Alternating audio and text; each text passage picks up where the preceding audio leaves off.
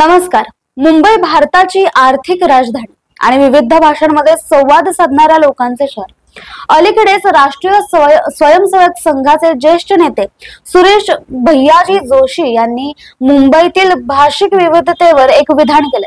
त्यांच्या मते मुंबईत येणाऱ्या प्रत्येकाने मराठी शिकणं आवश्यक नाही। या वक्तव्यावरून मोठा वाद निर्माण झाला असून अनेक राजकीय पक्षांनी त्यावर तीव्र प्रतिक्रिया दिल्या आहेत। मुंबई ही बहुभाषिक शहर आहे। येथे मराठीसह हिंदी, गुजराती, तमिळ, तेलुगू आणि अनेक भाषांचा वापर केला जातो। मात्र महाराष्ट्राची अधिकृत भाषा मराठी असल्याने इथे मराठी भाषेचं महत्त्व कायम आहे। भैयाजी जोशी यांच्या विधानावर सर्वप्रथम शिवसेना, उद्धव बाळासाहेब ठाकरे गट हे आक्रमक झाले।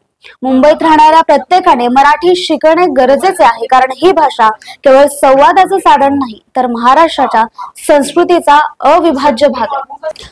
या विषयावर महाराष्ट्रातील इतर राजकीय पक्षांनीही आपली मते मांडली। राष्ट्रवादी काँग्रेस पक्षाने देखील भैयाजी जोशी यांच्या विधानाचा विरोध करत मराठी भाषेचं महत्त्व अधोरेखित केलं। दरम्यान मुख्यमंत्री देवेंद्र फडणवीस यांनी विधानसभेत स्पष्ट केलं की मुंबई आणि महाराष्ट्राची अधिकृत भाषा ही मराठी असून येथे राहणाऱ्या प्रत्येकाला ती समजणं आवश्यक आहे।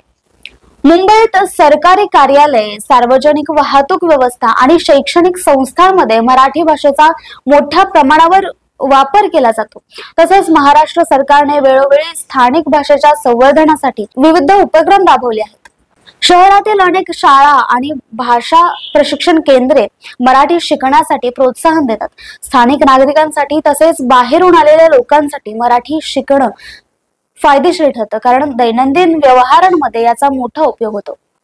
मराठी भाषा केवळ प्रशासनापुरती मर्यादित नाही तर ती महाराष्ट्राच्या संस्कृतीशी देखील जोडलेली आहे। मराठी नाट्य परंपरा, साहित्यातील योगदान आणि कला क्षेत्रातील योगदान यामुळे या भाषेचं महत्त्व अधिक अधोरेखित होतं। तसेच मुंबई हे बहुभाषिक शहर असल्यामुळे येथे वेगवेगळ्या भाषा बोलणारे लोक राहतात।